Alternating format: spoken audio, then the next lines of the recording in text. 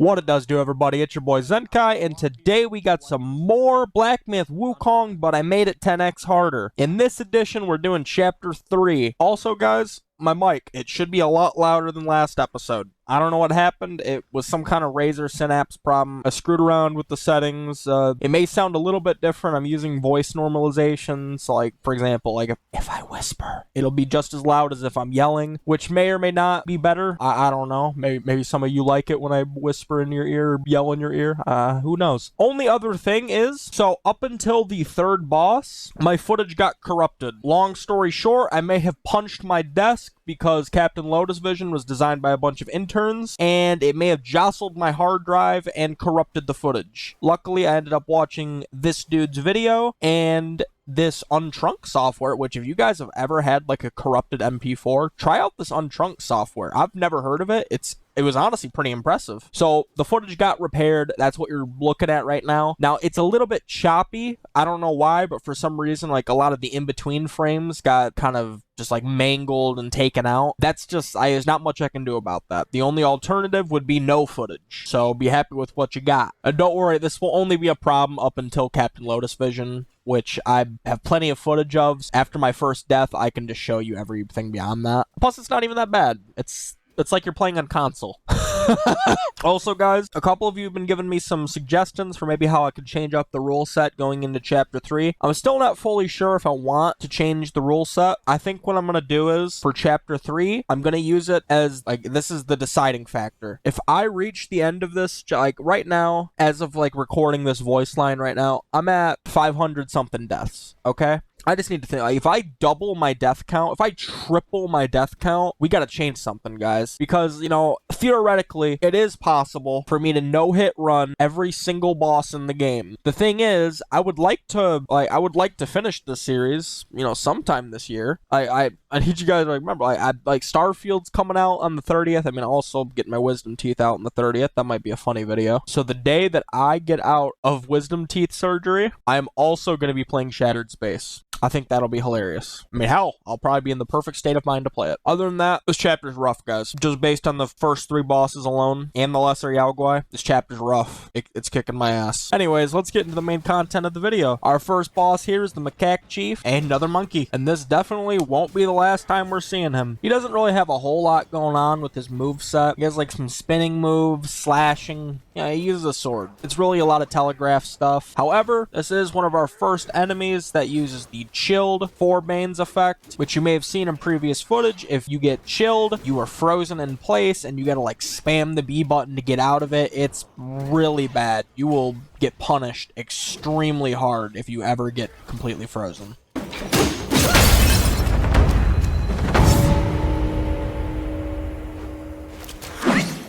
Like the little cringe lord he is, he runs away. After defeating the Macaque Chief, I decide to invest the remainder of my spark points for the chapter at this very moment. I put a point into Exhilaration, 3 points into Instinct. I then decide to stick some points into Pillar Stance with Steel Pillar, Sweeping Gale, another point into Crash, Evanescence, and finally, Skylarking. This area ends up being a little bit difficult as all these Lesser Yao Guai end up fucking me up, and there's also this group of swordsmen with a spirit in the middle, and he would res like all of them, so I'd have to like battle like 4 or 3 of these dudes at once, which that kicked my ass for probably a solid 20 to 30 minutes. Maybe I just skipped the spirit. Thank God. What a pain in the ass. Ooh, piece of candy. After completing that, I meet the Keeper of the New West, and he turns me into a bat. See that temple on the lake? Therein lies the thing you seek. Little baby man, little baby man. I'm gonna be butt ass naked so the wind could just be hitting my balls and shit. Hey, bro, watch your jet. Watch your jet, bro. Watch your jet! Jokes aside, this boss is terrible. I don't know what they were thinking when they created this boss, quite frankly. So, Kang-Jin Loong. What to say? It's a long battle. Long battles present their own unique difficulties. This one, honestly wasn't really that difficult. She has a lot of sweeping attacks, and she's also one of the first, I think, that has like a combination of Thunder and Scorch. So there's that. But other than that, really the only problem with this boss is the box that shall not be named. She flies up off the ground for very long periods of time, and you just can't hit her during it. I would dare say it's almost as bad as Yellow Wind Sage. However, you can actually still hit this boss sometimes, unlike the Yellow Wind Sage. So it's a little bit better. Now, there'll be like some attacks where she like smashes her tail into the ice. That's your small window of opportunity to start whacking her and get some damage in. That's really the main thing to this fight. I mean, you try to hit her when you can, you dodge when you can, but it's not really that difficult.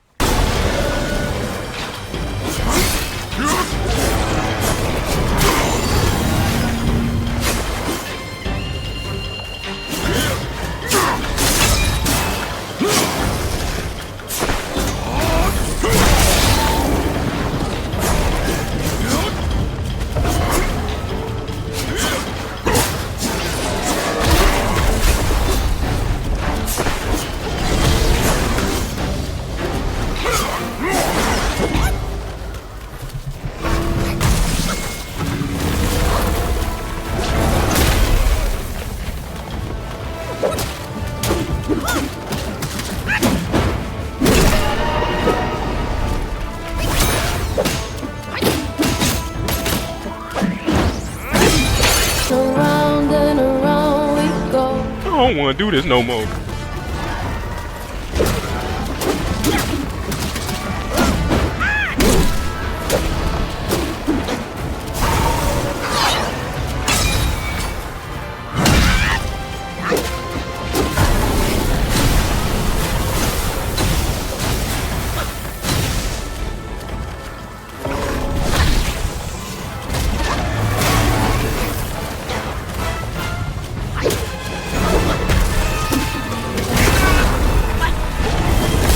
Me personally, I wouldn't take this level of disrespect. First impressions, this fight's horrible. Her box that shall not be named, where even is it? Where is the camera even pointing to?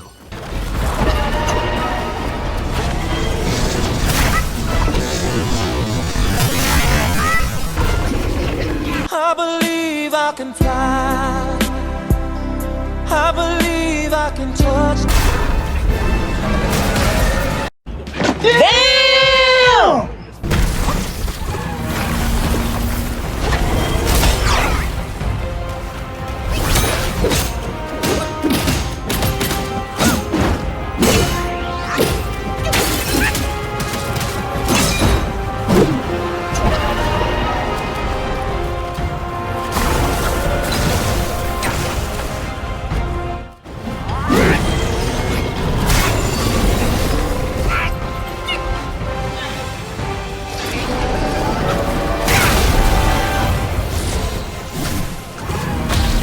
This fight is boring as hell.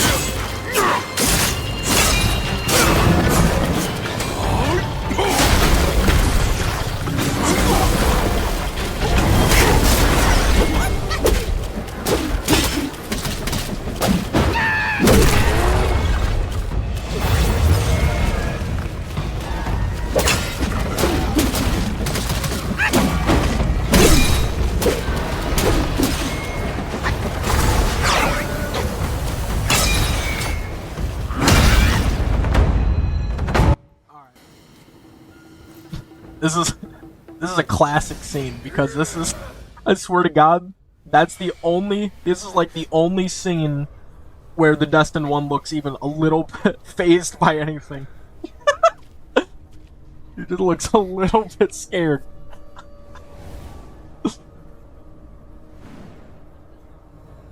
And now we're in hell itself, Pagoda Realm. Oh my god, I hate this place. Alright. This guy was pretty annoying.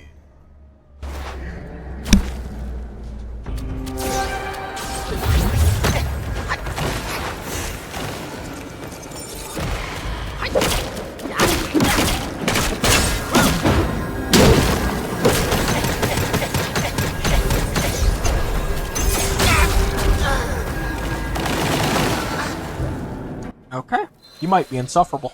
Don't worry, I skipped ahead like 60 or 70 deaths because all the footage before that was corrupted. Now, Captain Lotus-Vision. I don't like this fight. In the regular game, like, he's kind of annoying, but he really doesn't do a whole lot. Like, he doesn't do a whole lot of damage to you, and you can kind of cheese him depending on where you stand in the arena. Now, the problem is, the cheese still works, but the damage is not insignificant. And when I also received the Pagoda Realm buff, or debuff, however you want to look at it, which is that thing where my eyes turn red, and it, like, stuns me for, like, a little bit, and it takes away half my health, that's the Pagoda Realm buff and debuff, which we'll be learning more about that in the next fight after this. But yeah, that's torture because it takes away half my health, where he maybe wouldn't insta-kill me with certain moves. If my health is halfway gone, he will insta-kill me with certain moves. He fires out these strings of spells that are aimbotting towards you, and if you get hit by one of them, you get hit by all of them because they have a little mini stagger to them. Additionally, this guy has 3 phases. His first phase, where, you know, he's throwing out the spells, they follow you. He's got a couple different types of spells. There's not really a whole lot of need to explain them. He's got, like, Frieza beam attacks. And as phase 2, he just starts to rain hell upon you with lasers. This is my strategy that I've always done. I always just sit in the corner. The invisible wall protects you. Sometimes when you're walking towards it or, like, jumping towards it, the laser will pop up and down and it'll smack you. So you want to make sure you actually just walk around into it and get there as quick as possible, of course. And his phase 3 is insufferable because he starts spamming his death beam. He's got attacks with slightly deceptive boxes that shall not be named. And he also summons these laser things that just stay in the arena, and there's this small, you can barely even see it, there's like these dust particles flying towards you, so we cannot use the cheese from before. If you stay in the corner, those dust particles will fly towards you and they'll just take away your health bar. So I don't even know a good strategy for this one. I would just randomly dodge around and hope that nothing hits me, and eventually it worked.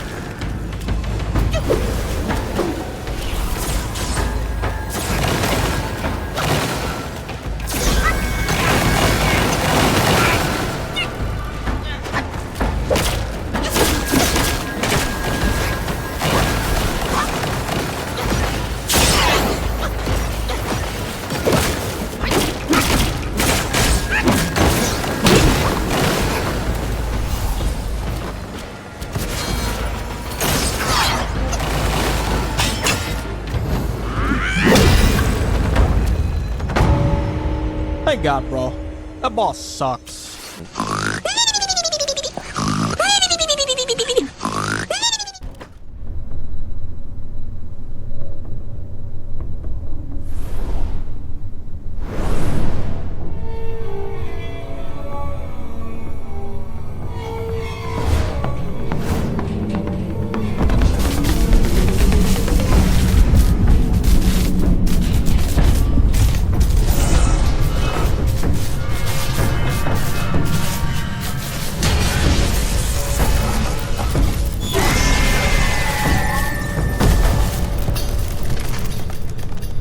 Captain Wise Voice. Oh my god. This boss is, I guess you'd call it the final boss of Pagoda Realm. And like the final boss of Pagoda Realm it's an absolute hellish nightmare to verse this thing. He has so much health. And he has a lot of AoE moves and a lot of sweeping moves. Now, luckily, he doesn't do a ton of damage. However, his HP pool, it's the largest in the challenge. Yes, he has more than Red Loong. In fact, this is probably a little bit worse than Red Loong. And he's also got more than Fubin, which Fubin is different. I only had to get him to half. I have to get this guy all the way down. And on top of that, I don't really mind his moveset all that much. Like, I complain about it a little bit right there. But I don't really mind it. What I do mind, however, are the lasers. He summons out these like random lasers each time you reach into certain specific parts of his health bar. So the random lasers that he's firing around, those don't do very much damage. I'm fine with those. Now, but sometimes he does like this line attack with the laser, and if that hits you when you have Pagoda Realm debuff, you will insta-die. That's another important thing I should mention. A very key mechanic for this boss fight is he is the one that's giving you the Pagoda Realm buff and debuff. So when he starts to screech and it gives you the buff, you need to make sure that you hit him with your heaviest focus attack. That will knock him over. And then we're going to use our spirit. Preferably, I use Earth Wolf. There might be a better spirit. I don't know. I can't upgrade mine, so it doesn't really matter. Get good, consistent damage in, and then it's just a battle of attrition. You spend the rest of the time just whacking this single leg, and occasionally, whenever he brings his head down, you try to do your heaviest focus attack directly onto that headpiece. Otherwise, like, this fight is just, it's absolutely miserable. It takes forever. I was debating showing you an entire boss run, but I think it would take too long. So, yeah. He didn't give me, like, a new death record. In fact, it was kind of similar to Captain Lotus-Vision, surprisingly. Now, I would say, compared to Captain Lotus-Vision, this boss actually has a lot less you need to worry about. If you start attacking him and you know there's, like, a safe distance between you and him, I think you got a good opportunity. It also should be noted that this is post-nerf Captain Wise Voice. I don't know what they nerfed. I think in general they nerfed like the throwing, like the grab moves, because his grab move is not capable of one-shotting you. Now surprisingly, Mad Tiger could still one-shot you with his grab move, so I don't know if that's like completely accurate, but for sure when he grabs you, you cannot die. You will be sitting there with like 0 HP, and yeah, so anyways, without further ado, let's get into the fight.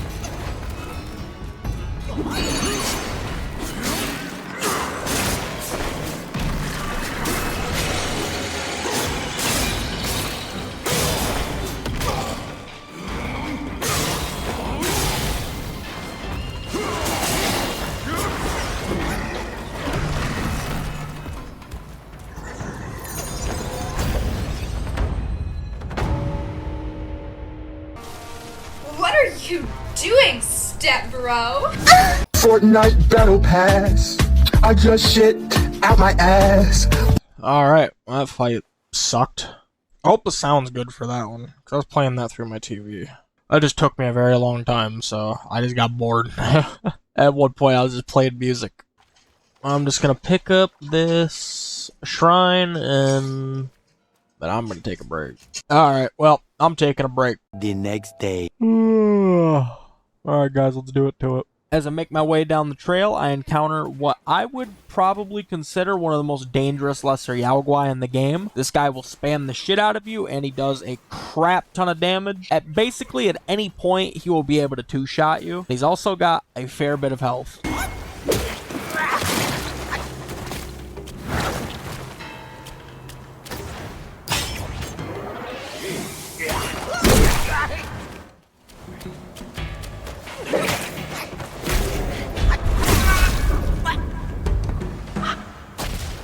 Instead of fighting that enemy, I make the correct decision and run right past him, go up the staircase to reach the snow-veiled trail. Before going to the correct area, I'm going to cross this bridge and head on over to the Great Pagoda. We don't need to do anything there right now. We will later on in the story. I just want to get the shrine and then we can move on. Traveling down the correct path takes us to the Warding Temple, where we encounter Yin-Tiger Guai once again, and our next boss, the Macaque Chief, again. Join me. Snow is the best soil for poetry. So yeah, we're fighting Macaque Chief again. He's pretty much the same. He's got more slashing moves and like long range slashes. Other than that, I don't really think there's a whole lot of difference here. Each time we fight him, he gets a little bit stronger. That's about it.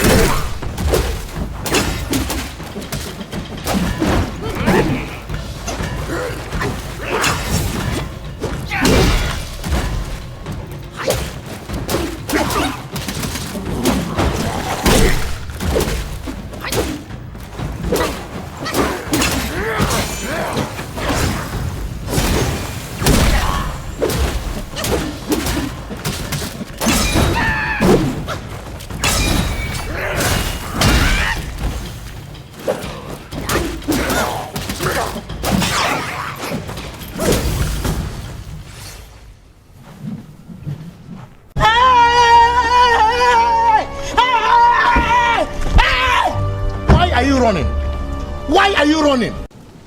Sit with me a while.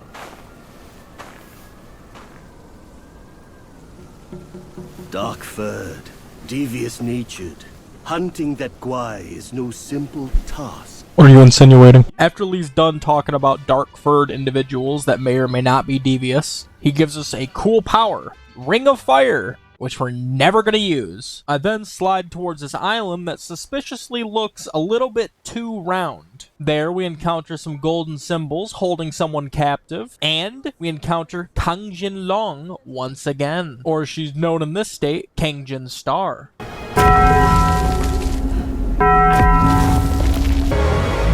After arousing the Turtle General, Kang-Jin Star will now try to fight us. On paper, it looks like a hard boss. She does a decent amount of damage, does a lot of lightning moves, and she'll also transform into her dragon form from before. However, her movesets are kind of easy to predict, and it really didn't take that long to get used to her, and plus, I was already used to fighting the Loong from before, so her second phase wasn't particularly difficult. It is kind of annoying when she flies up in the air and you can't really hit her. Same thing with the Loong fight, but other than that, this fight generally is pretty easy.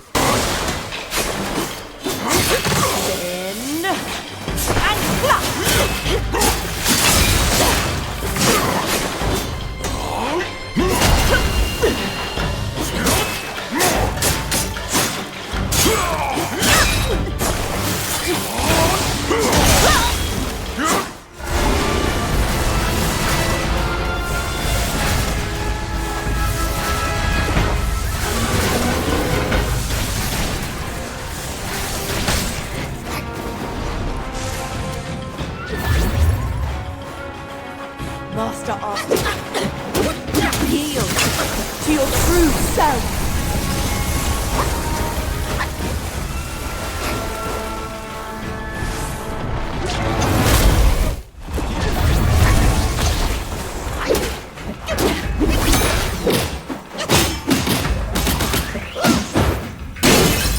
Spin and clap.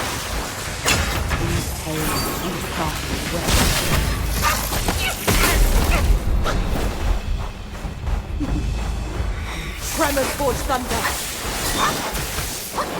I choose destiny. Follow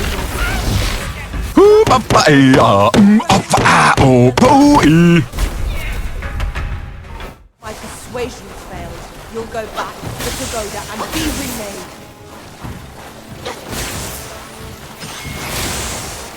The clouds surge and shiver with thunder.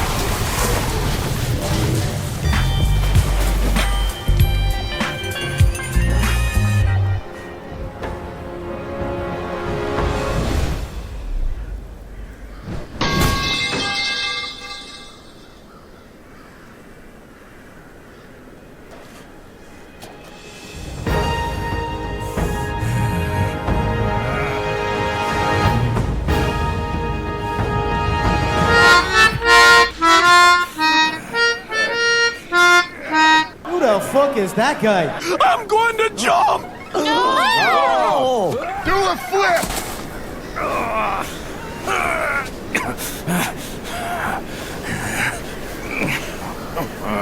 What took you so long? Constipation?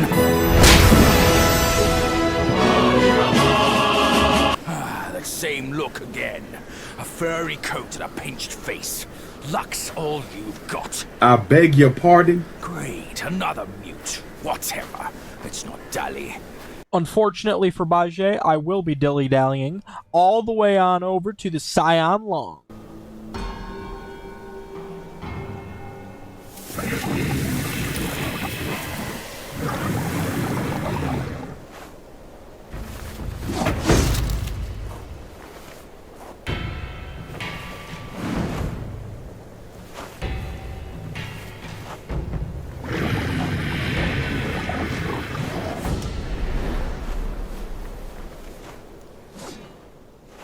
He's the next iteration of the long fights that we've been doing throughout the chapters, and I thought this guy would be quite a doozy, to be honest with you. However, at one point I took a step back and I started looking at his moveset and I started to realize he's doing the same stuff. Like, a lot. I then realized if you keep a particular distance with this enemy and you slowly approach him, he will do the same guaranteed move pretty much 95% of the time, depending on what phase he's in. And the best part is, this is actually a fairly easy move to dodge, and it's super easy to practice because he, of course, spams it. And it's also tons of free damage. It's honestly super nice and made this fight 10 times easier than it should have been. Aside from the cheese, he does do a good amount of damage, and his health pool is about what you would expect for a Loong. Other than that, I don't think there was really that much going on with this boss. A lot of dashing attacks, sweeping attacks, and he's kind of got like a disrespectful tail sweep if you attack from behind, which I use to my advantage. Overall, a very easy and predictable boss.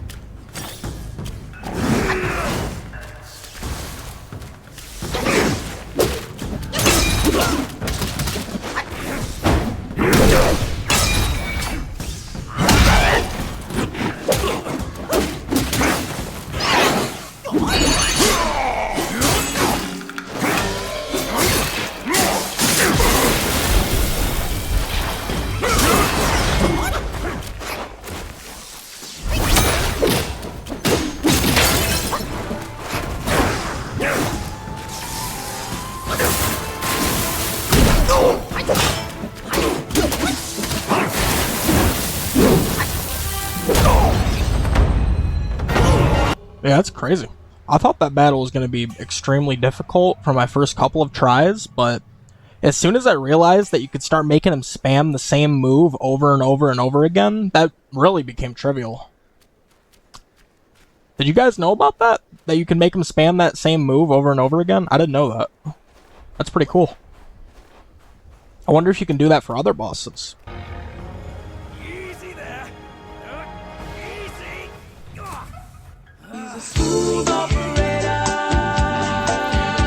Turtle General wants us to check up on Snake General, so we search the island with Zhubaje, and unfortunately, my man Snake General, oh my god, he's just a bunch of bones. Man, I fell down to my knees when the law came. However, right next to his bones, we also find our next boss, the Apramana Bat.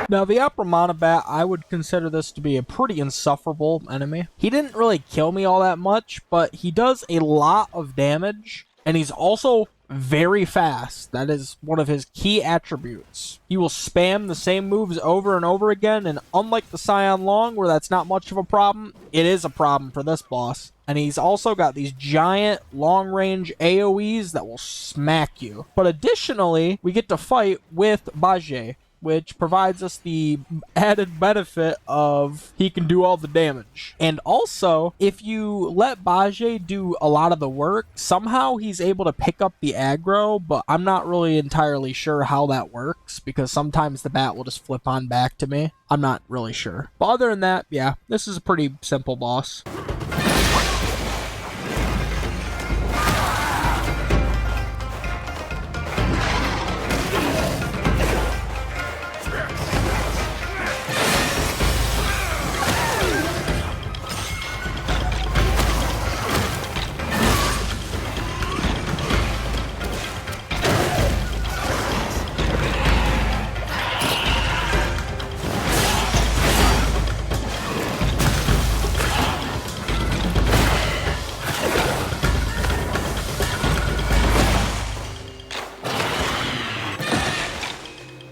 You're killing it, brother. Keep it up.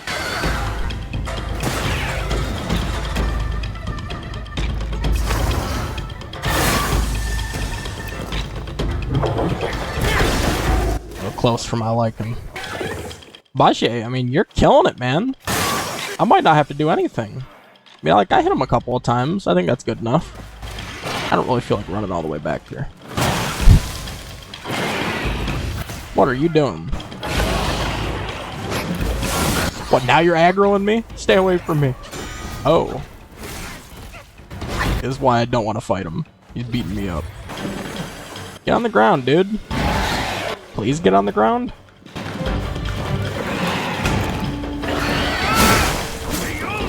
Please?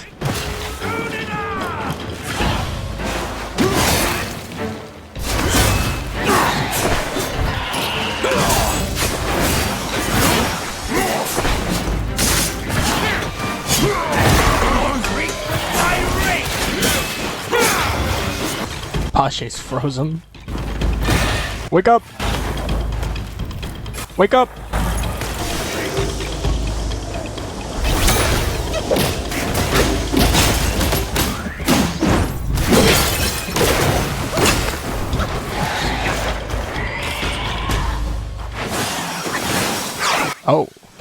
doubled up on me. Stay away from me, please. Please, man. Attack Macaque. He's doing more damage to you. Will the boss know I'm here? It's looking right at me. Yes, it knows I'm here.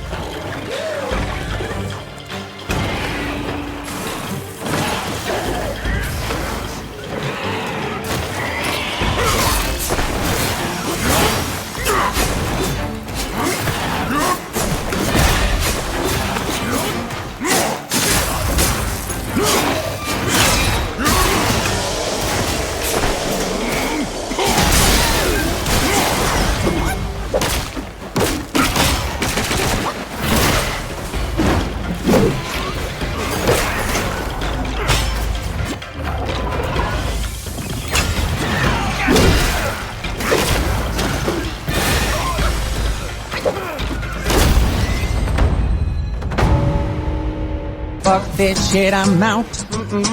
Fuck this shit, I'm out. No thanks.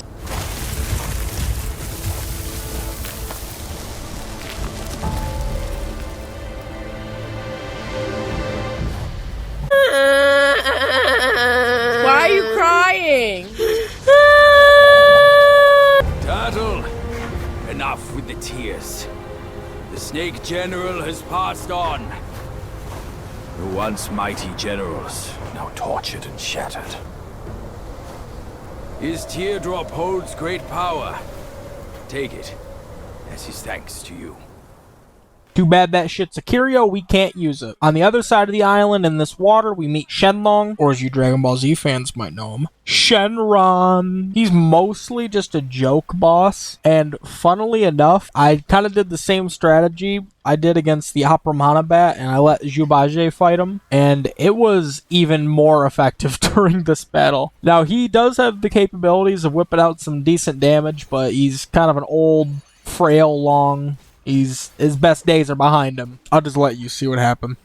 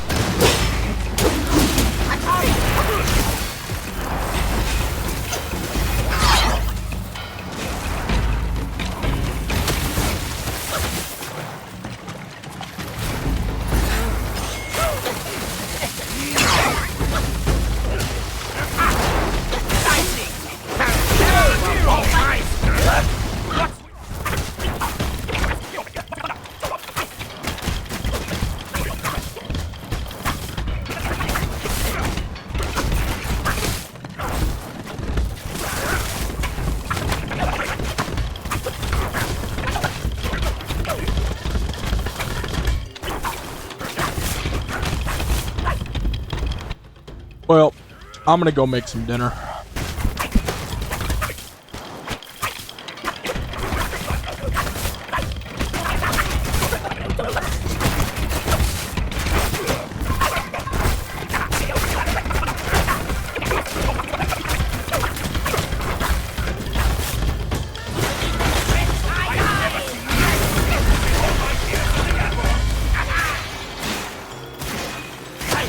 I think I just got hit by something.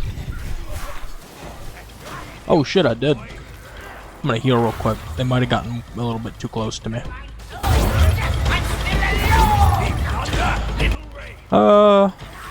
Yeah, I'm sure I'll be fine.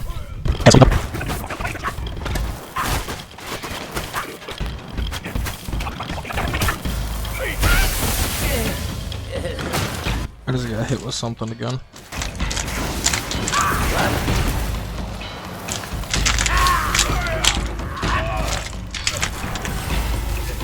They're fighting too close to me.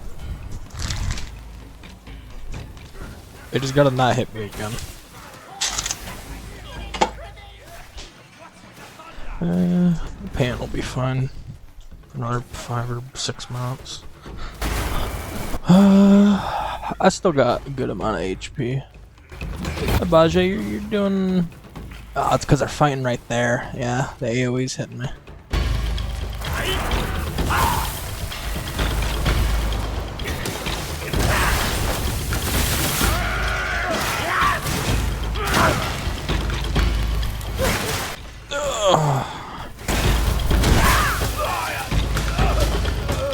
I could probably whip out my transformation. Oh, my controller actually disconnected. Well, now I'm kind of afraid to reconnect it, because it might start making me run forward.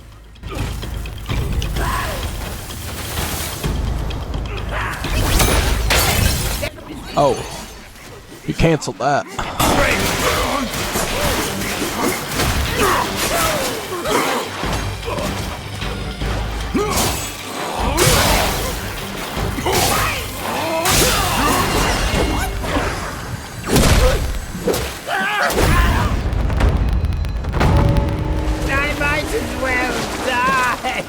You want one of his resurrection pills, bro? Okay. I can do that, but first, I'm going to finish making dinner.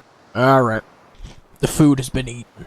Let's continue. Chen Loong wants a resurrection pill from Shoe Dog, so we'll have to go get that from him at some point. But first, we're going to continue down the left-hand side of this trail, and we're going to come across this wandering treasure seeker, and he's getting ganged up on by 3 bats. These bat enemies are kind of a nightmare. They end up fucking me up, but luckily, they don't respawn, so I came back and then whooped their ass. We'll meet this guy again later. The next thing on the agenda is to get the pill from Shoe Dog for Chen Loong. We then return back to Chen Loong and give him the pill. What was this process all for? Now we can enter the Ruhi scroll, where all of our NPC friends will congregate here. Now, unfortunately, since it's a challenge run, most of these people are not very useful to me. However, there is one boss here, Yin Tiger, which we are probably not ready for yet. Oh god.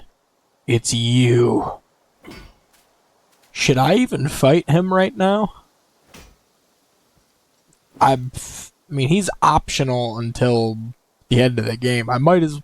Like, I don't even, like, get the benefit of upgrading my armor or using the extra curio slot. So, like, what is the purpose of fighting him aside from ego? You know, I'm gonna try fighting him, like, once or twice, since it doesn't take very long to retry fighting him. We're gonna see how it goes. I might just wait until later to try to beat this guy.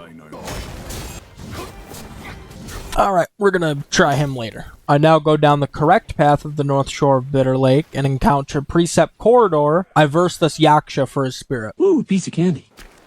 Oi, kid. You look suspicious. What kind of Yao Guai are you? Shh. I'm looking at that Buddha over there. I can't help you before you have that in you. What do you mean by that? 1, 2, 3, 4. What's that sound? That little monk's up to his tricks once more. Worship my hoof. Let's go back. chubby one. What do you mean Bro's built like a 1x1 Lego piece? What even is a 1x1 Lego piece? Yep, you're banned. Have a good night. I climb up the mountain by going up the stairs and then go through this little pathway right here. This leads me to another path of stairs. We have now entered the Mindfulness Cliff in the Valley of Ecstasy. And here we encounter our next boss. One monkey dead, and another shows up. The face of the destined one. It will fit me just as well.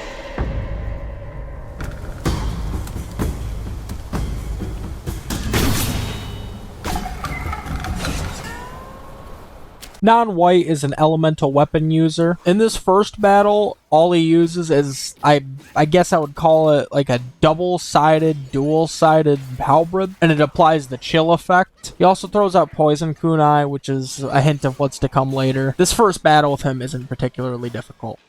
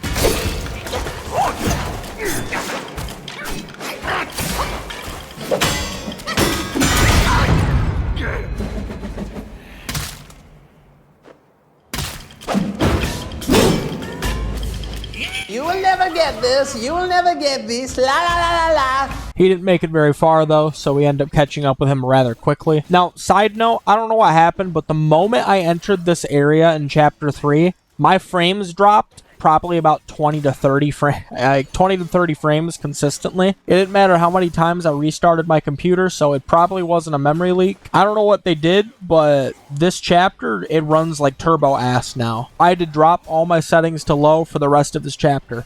I'm sorry, guys. I mean, otherwise, all the fights would be in 40 FPS. I genuinely don't know why this area runs so terribly now. Like, it wasn't a problem before. I don't know what happened. And I confirmed that it's literally just this area because I moved on to Chapter 4 for a little bit to go grab the first shrine, and it was running flawlessly. I put it back up to medium. I was at 100 FPS, so I don't know what the fuck's going on with this area. Anyways, this is the real non-white fight, and we'll actually see that he has two different weapons. So that first one, the ice halberd, it really hasn't changed. I didn't mention the parry system.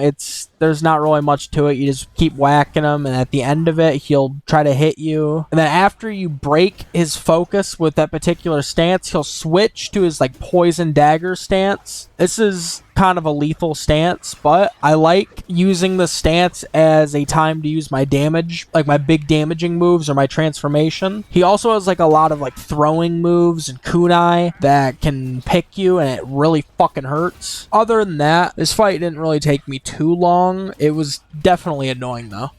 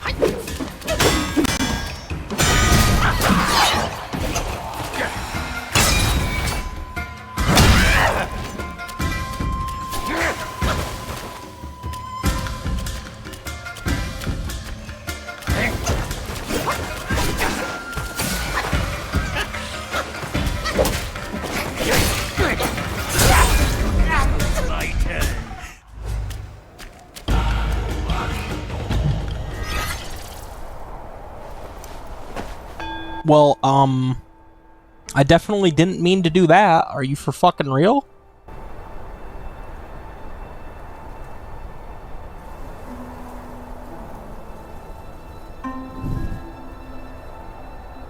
He's just chilling beside me now. Is his health gonna regen now? Because I accidentally clicked on the meditation spot. Yep. That's so fucking stupid. This was something that actually really surprised me. A lot of the bosses in this chapter have these really slow walks toward you, and you can use this to just buy a bunch of time to wait for your transformation to come back up. Change the lead.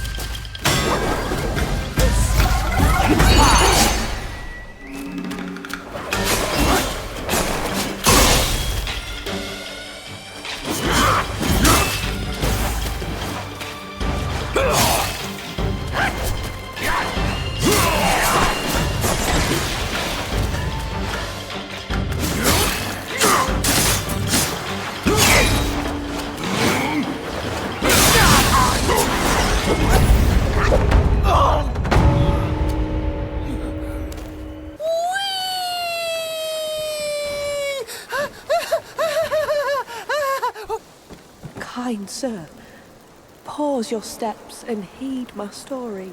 I'd rather not. Skedaddle, skedoodle! Your dick is now a noodle! That item the fox gave us will be important for a different boss, but right now we're going to go up to the Brook of Bliss and go up a little bit higher, and that's when we'll see Non-Able. Now this boss is something else. He has two distinct phases, one where his arms are tied behind his back, and another where he gains all of his health back and his arms are no longer tied. Now this wouldn't be so bad if this man didn't spam all of his moves repeatedly. Oh my god, man. And all of them hit like a truck. And then in phase 2, it's bad. They just start to fuck you up. It's like, unless you're concentrating the entire time, he will destroy you. Even in my regular runs, this guy gave me a little bit of trouble.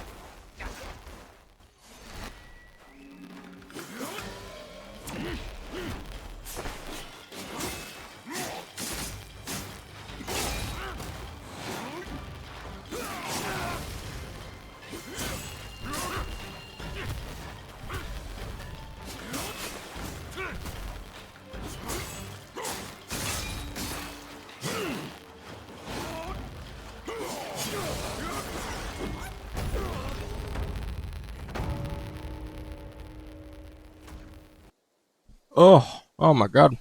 I was just listening to music that whole time. That was an insufferable boss. I mean, once I figured out that strategy, that was super easy. But holy crap, man. That was just nerve-wracking.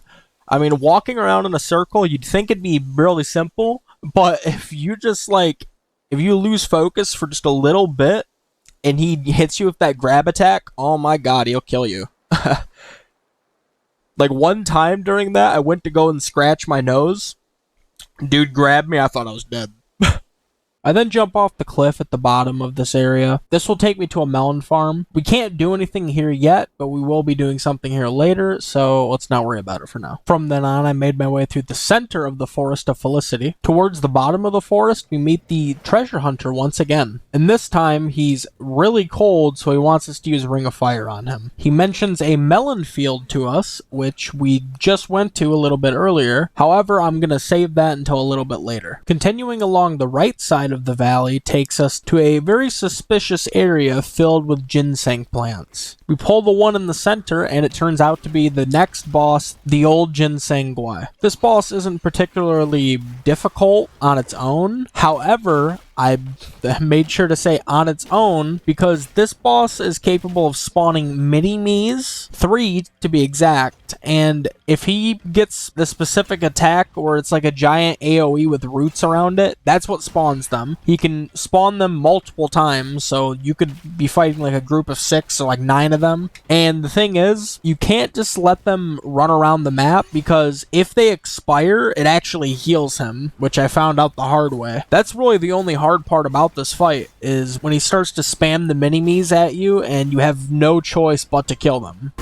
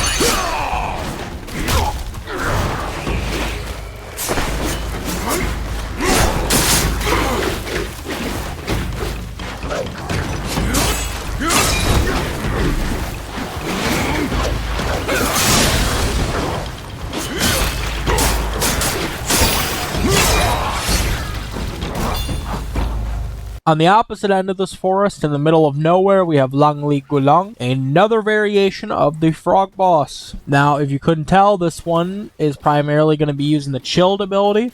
And compared to the other ones, I would say this is definitely the hardest frog boss so far. This one prioritizes spamming ice all over the ground, and it's honestly pretty devastating because he'll cover the entire map with it. And this arena really isn't that big. He's also got giant AoE moves, and he's super fast. He's definitely the fastest frog. Yeah, I mean, long story short, I mean, he was kicking my ass for a little bit, but eventually I got it.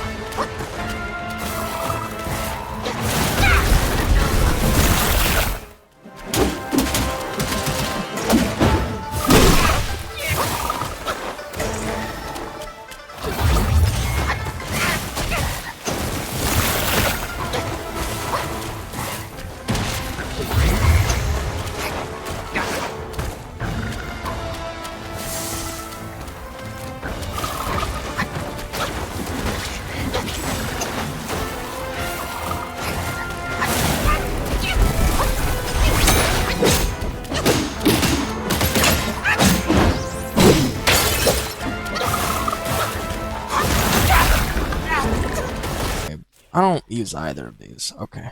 Those were kind of just a waste of points.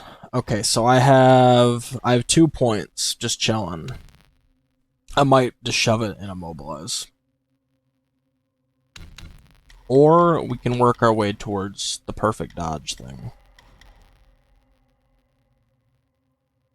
It would be really nice to have this. In fact, could I get rid of...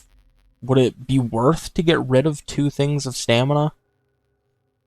And get the perfect dodge? Okay, I'm gonna try it. So, 1, 2, 3, 4.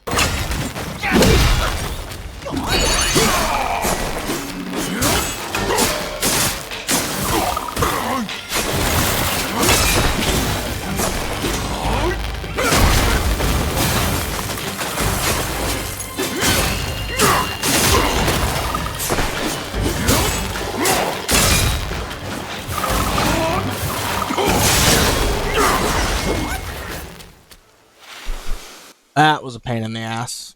It would go figure the only time I ever use my transformation twice, I end up killing them. I'm gonna get rid of all my points and stamina. Grab Sweeping Gale again. Now right here, we're approaching one of the most dangerous beasts in all of the land. One of the most dangerous bosses in all of the Journey to the West. Ouch.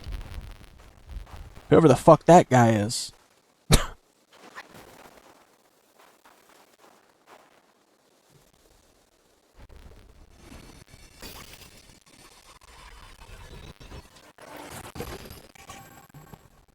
That was easy. Making my way towards the end of Longevity Road, I encounter Captain Kalpa-Wave, the next boss. This boss is kinda like Captain Lotus-Vision, but worse. They gave him a leg box that shall not be named. I don't know why these devs can't properly program leg boxes that shall not be named. It's baffling to me. anything where you're just whacking a leg or a foot, it always feels bad. And this guy's box is quite trash. He's got the same lock-on moves that Lotus-Vision had. He spams them. He's also got these like area of effect ability, and instead of like applying a 4 Banes like a normal enemy, this one just like taps your health, which is kind of rough because if this guy, you know, gets to work, he can cover the entire battlefield in that thing and you just die. So yeah, I mean, genuinely, I didn't have very much fun with this boss. Let's see how it went.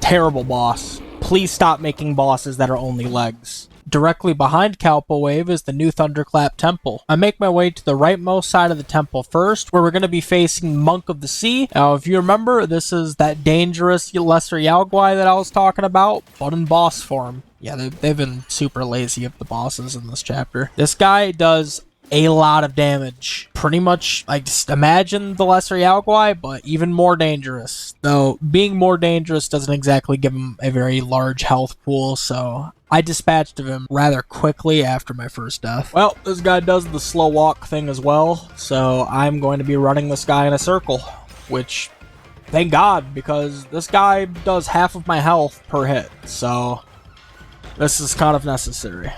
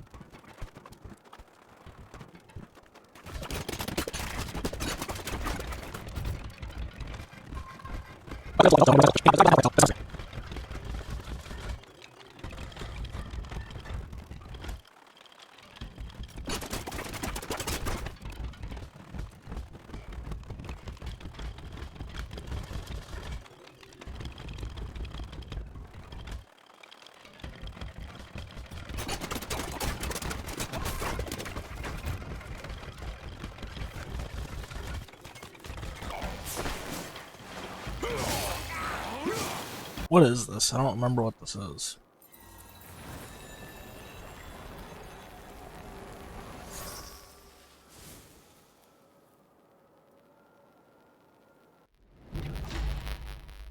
Oh, it's a spell. Making my way on over to the westmost side of the temple, we see a familiar face in Guama Tiamba. He lets us know that he's a changed man and he is on a pilgrimage. Additionally, in the west side of this area, we meet the boss that is the purpose for our fox transformation earlier on in the chapter. The boss here is non-void and he is pretty damn annoying. He has this like dodging ability which makes it really hard to hit him, and that just makes this combat last all the much longer for me. I also did a lot of time wasting for this one. He's also got this thing where he summons like a bunch of pieces of paper and he sends them towards you. I wasn't really sure what to do against this, but then I realized you can actually use your like mobile spin and it will completely dissipate it, just completely like removing any of the danger from that spell. I mean, other than that, I mean, he does a good amount of damage. He doesn't have a ton of health, but it's enough to give you some trouble.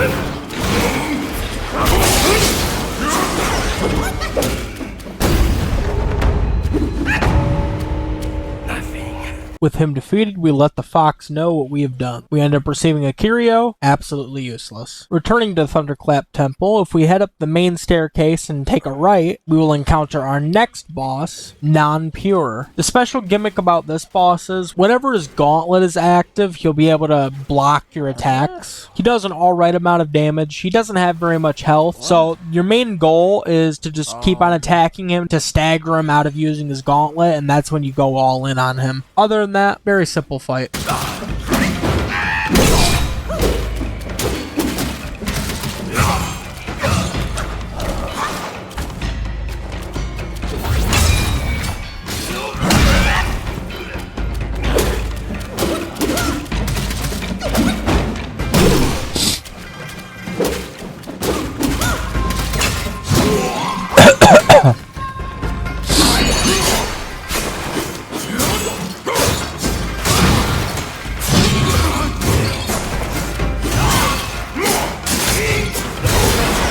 All right.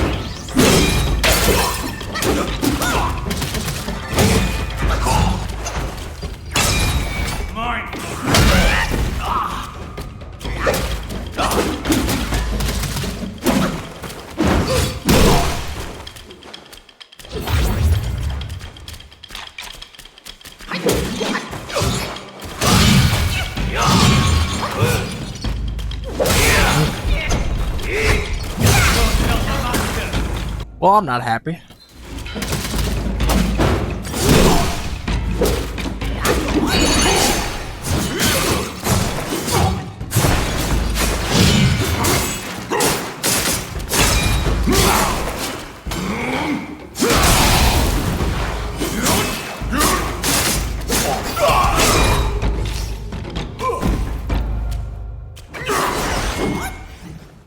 Ooh, a piece of candy. At last, we've made it to the shrine before the final boss. But before that, let's go back to the melon field. We have something to do there first. Upon arriving at the melon field, we are greeted by the green-capped Martialist, or, in other words, this treasure hunter that we helped twice. This fight is pretty annoying. He fires out beam attacks, he's got the stupid-ass Lotus-Vision lock-on spells. It's just super. I'm so sick and tired of mage-type enemies. And then he's got like these phases where he is untargetable and he turns into he turns into his weapon. And he rolls around the arena. I think it's such bad boss design for you to not be able to attack the enemy, but they can attack you. It's just stupid. It's a waste of time. And especially on this boss, like he'll spin around for like a solid minute or two. It's just a waste of everyone's time. Stop doing bosses like that. And he doesn't have like a ton of health or anything. And I feel like a broken record.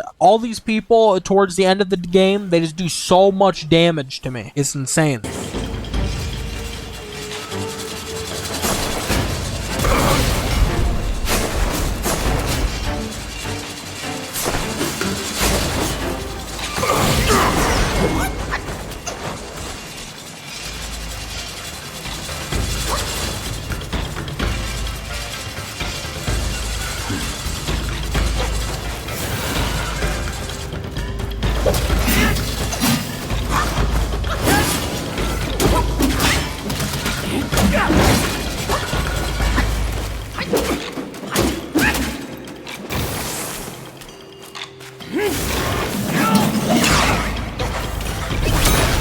Try those amateur tricks again.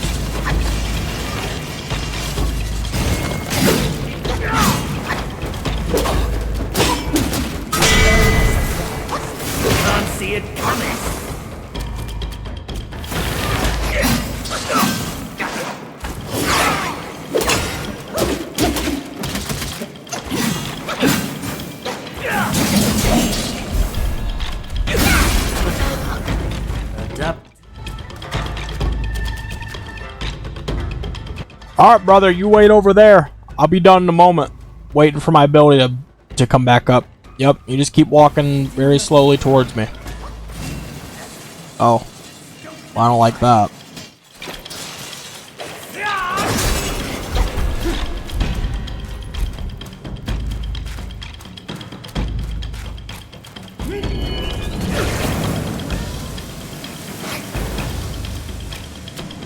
I'm still a whiles away. This is kind of rough.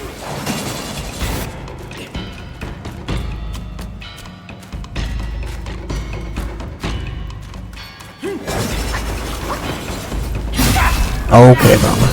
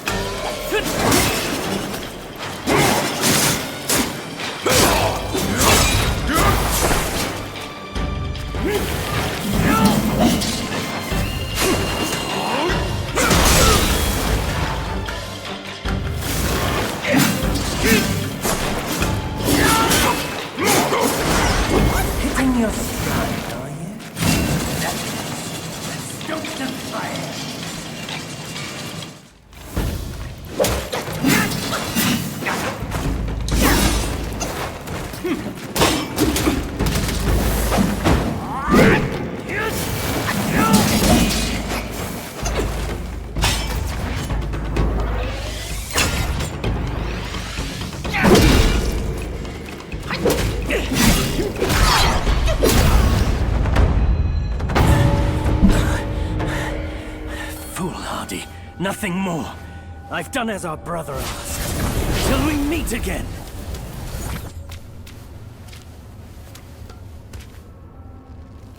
Here, let me pack you a little Scooby snack. Damn, shit's purple. Super sticky. It's crazy to think we're just a small speck. Holy shit. There was a meteor that just cut through Perseus straight into Draco's tail. I thought it was gonna hit Earth.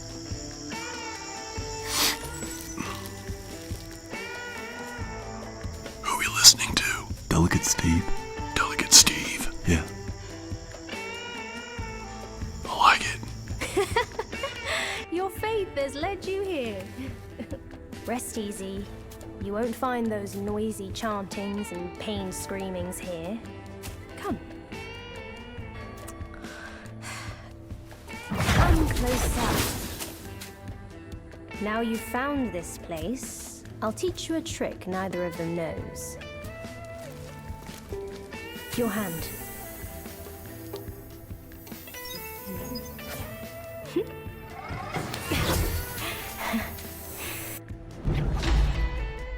Spellbinder has me intrigued.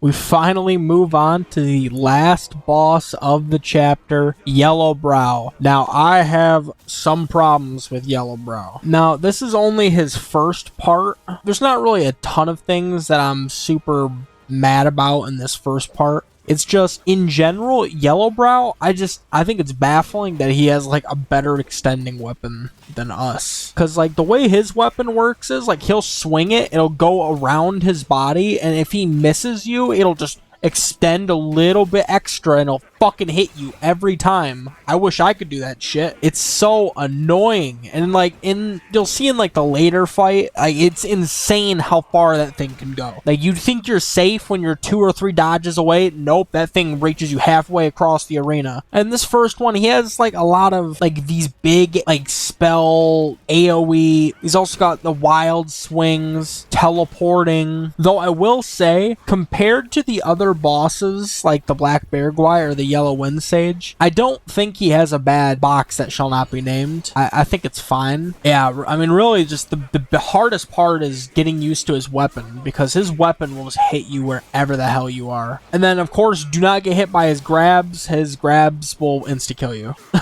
That's a big problem, too. And then I don't even know if I'd call them grabs, but in the later fight, you'll see what I mean. I have a huge problem with the grabs he does in that fight. Anyways, let's get into this first one.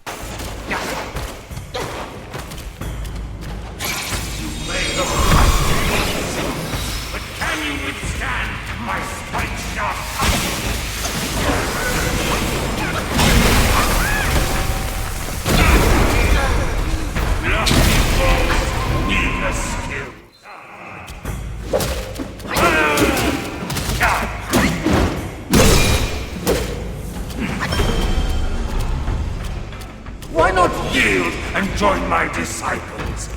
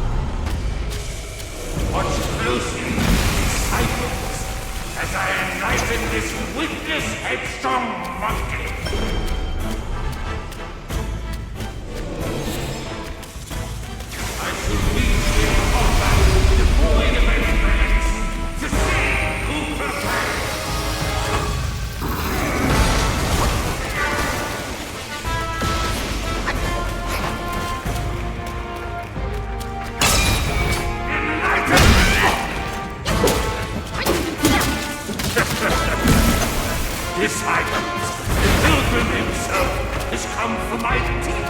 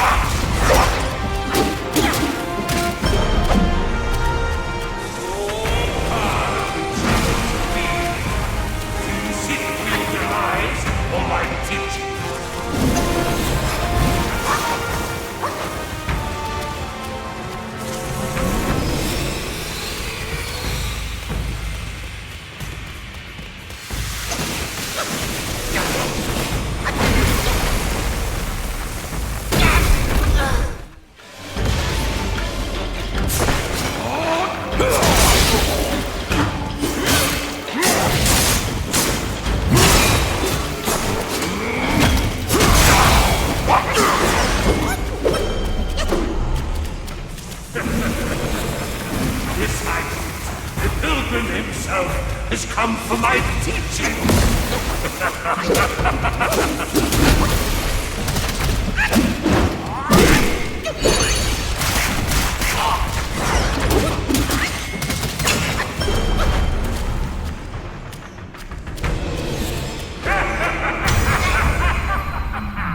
Obstinate fool!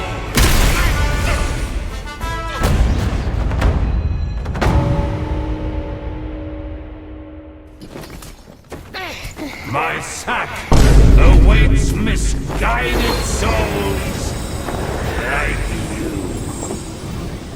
Enter within and find enlightenment.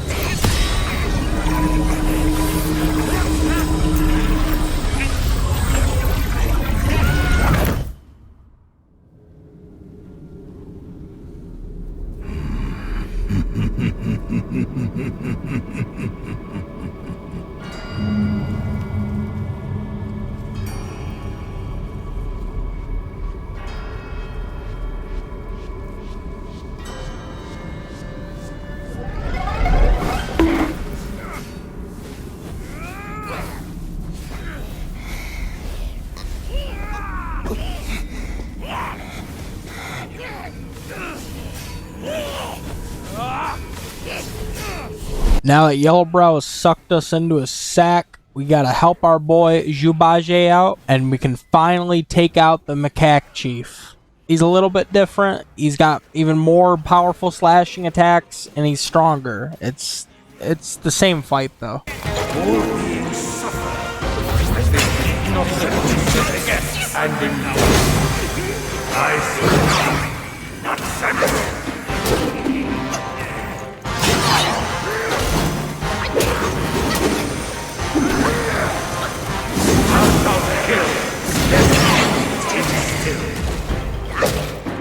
Thou shalt snatch a fair blade in a fair.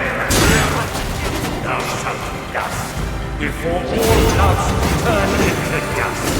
Thou shalt boast for prestige and legacy in Doubtmost. Thou shalt and drenched honey shalt sing. Thou shalt rebel, find thee, shut to settle. Thou shalt dream the rich and deep voice of gold. Thou shalt be down for life, but a smile.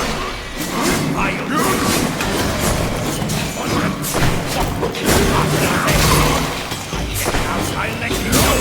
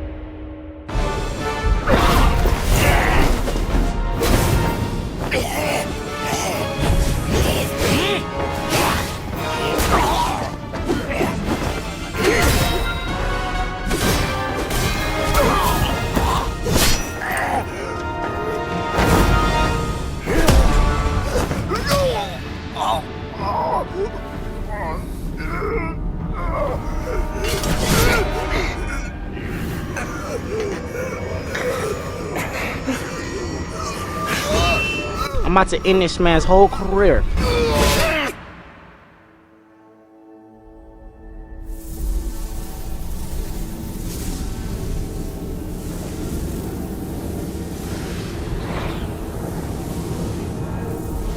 Kill it. Do it.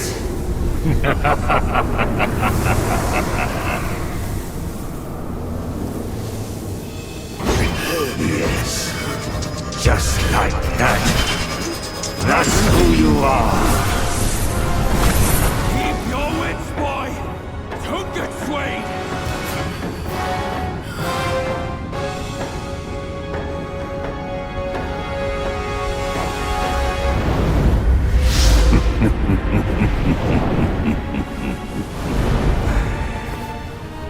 Here, let me quench your thirst for blood.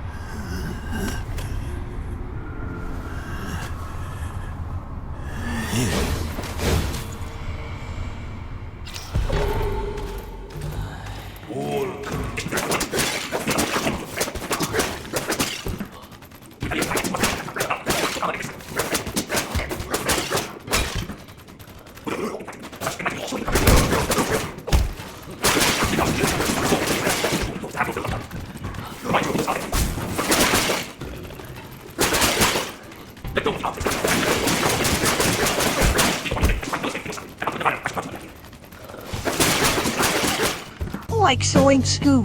Those civilians were unarmed. And with that section done, we can finally return to battling Yellowbrow again. Now, this is the second fight. This fight, I do have problems with. Now, you're not going to see it right now, but at 2 different sections during this fight, he's going to have scripted damage. That scripted damage does about 60 to 70% of my health bar. And yes, I did just say he does that twice.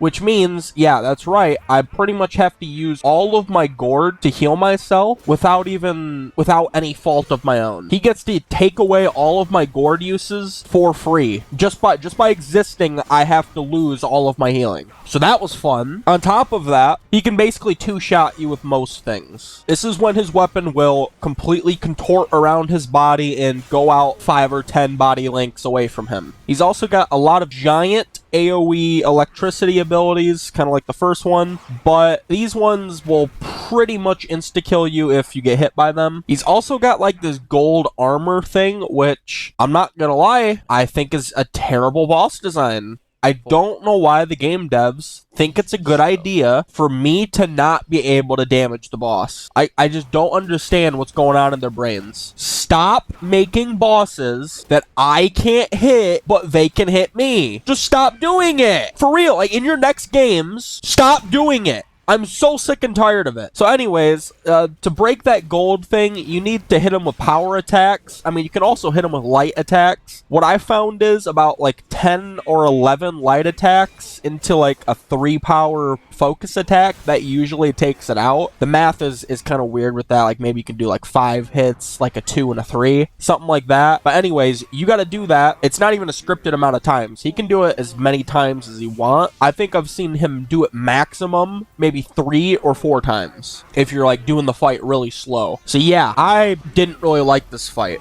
I still thought he was easier than like the other main bosses of the other chapters. It's just his weapon. His weapon was the biggest problem. It was so unpredictable. It was so good at its job that it was just kicking my ass 24/7. I never got used to the weapon. I'll say it. I never got used to it. I don't think I could get used to it because it didn't matter where I was on the field. It would contort around his body and fucking hit me. Oh, and he also teleports around the arena still, in case. At least he kept that one trait from the first battle where he goes into the corner and monologues for a little bit so you can get a free focus attack in. I appreciate that. I'm glad they did that. Other than that, his boss, a slight battle of attrition. He didn't really gain any health, I don't think. And like in general, this guy doesn't have very much health for a final boss, which they probably did that because he does so much fucking damage. Anyways, let's get into it.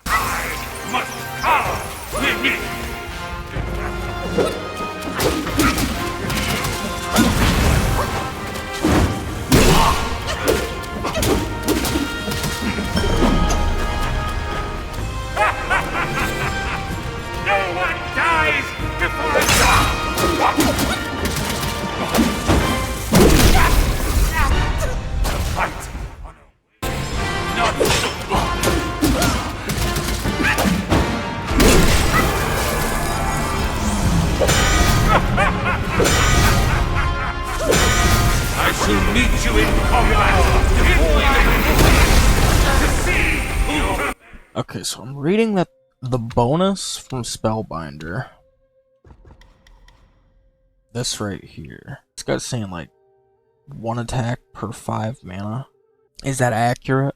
So right now I have 30 attack. I have 200 mana. So theoretically I would receive 40 attack. So my attack would go up to 70. Okay, so we got 2 back. We got 3. 4. Okay, we're gonna completely get rid of the perfect dodge stuff. I don't think perfect dodges. I can't even like perfect dodge that much against this boss.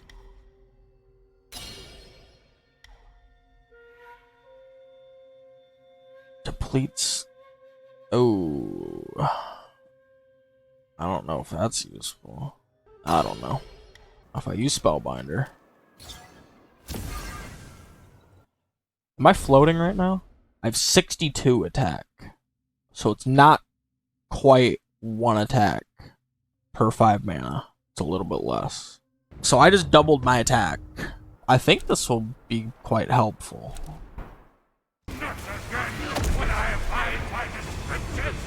Flotation! I'm creating a new Daniel.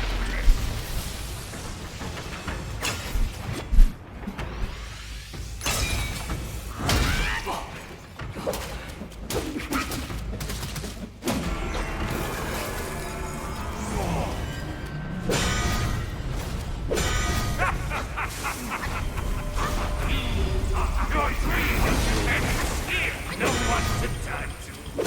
I persist with this path. But on a waning chance is a lost one.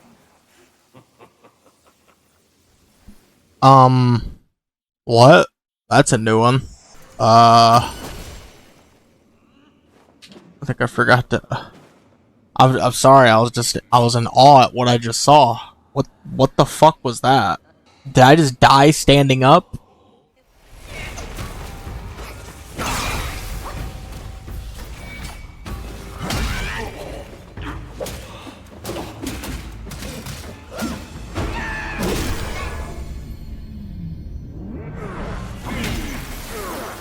What is best about my seeds is how it utterly remakes all who ate them.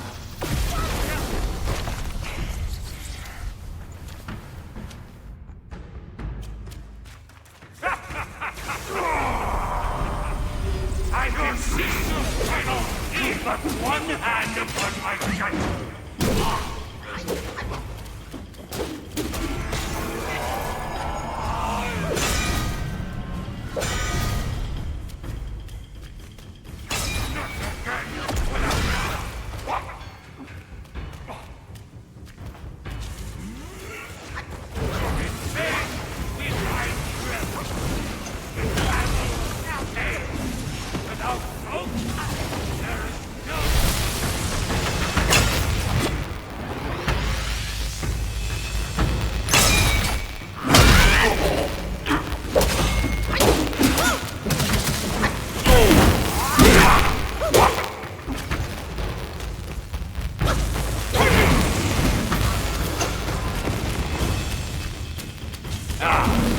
You know how long I've been waiting for this?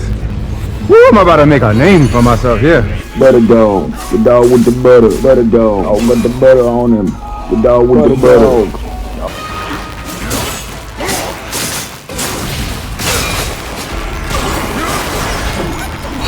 What the dog doing? I am bulletproof!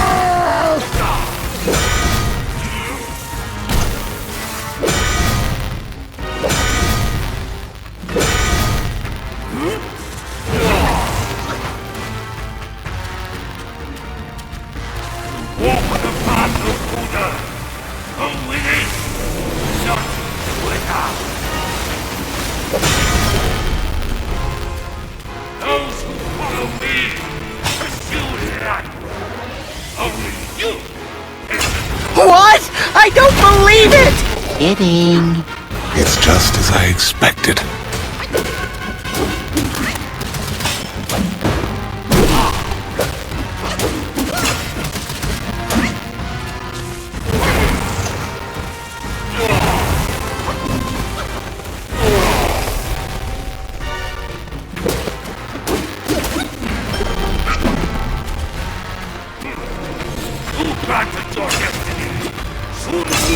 Stop the cap!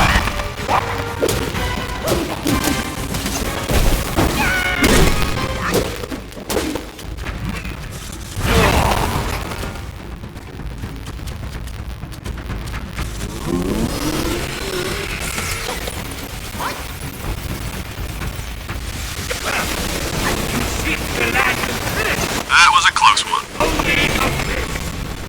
Chicken! Give me 10 days!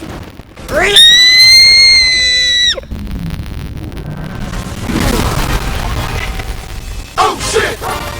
Thou shalt not fear, or thou wilt never see shit. Behold my Machiavellian form! How can comprehension match its magnificence?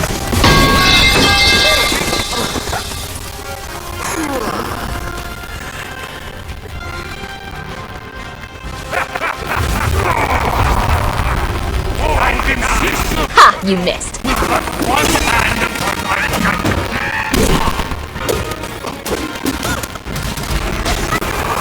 You can't touch this.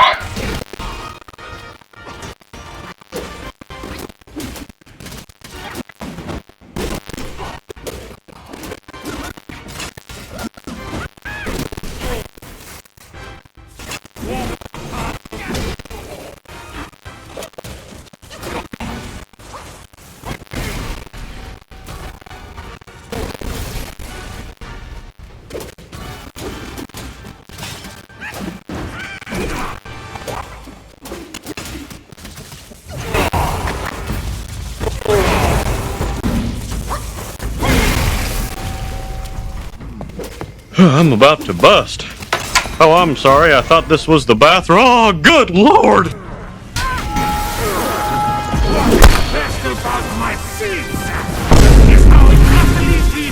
Hey, disconnected.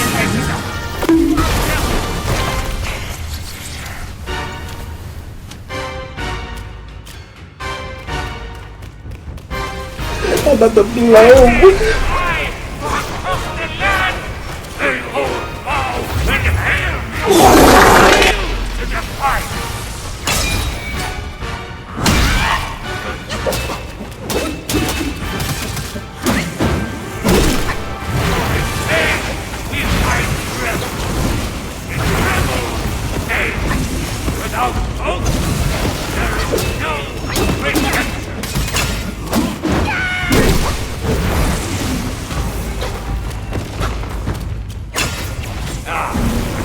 That's not really good.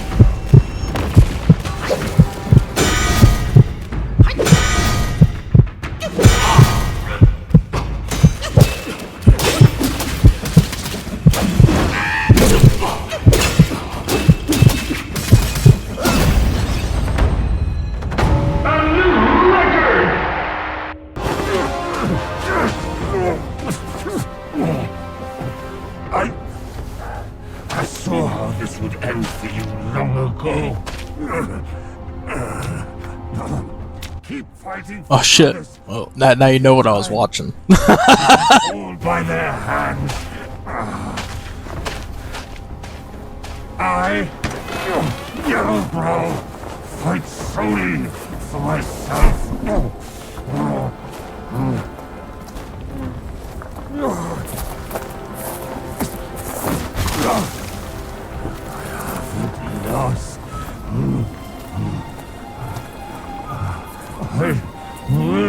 Bro, just fall in the ice and drown.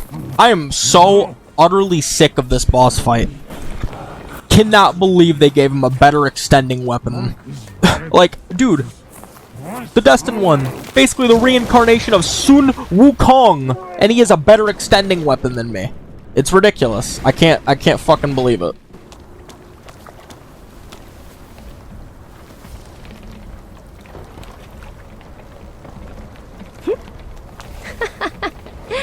This rogue stole my seed sack and fled here. I'm just hoping next chapter can play on medium settings again. Dude, I feel bad for people who gotta play this game on low settings, like regular. I mean, I guess I'm one of them, but like, I feel bad. Like this game looks really good on like the high and cinematic settings. This game looks real dog shit on low settings. Not like it looks better than most games on low settings. But unironically, just the way the shadows and the global illumination, just it flickers, it looks terrible. Like, look at the water. What's going on at the water? It looked like it was going 100 miles per hour right there.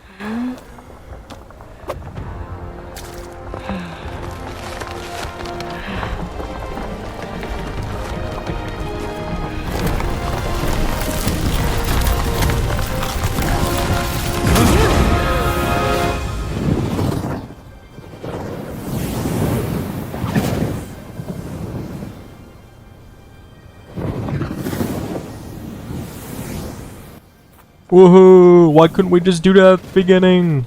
Woohoo! I missed 2 deaths on Yellowbrow. 1, 2. Alright, we're good for chapter 4 now. Thank you very much for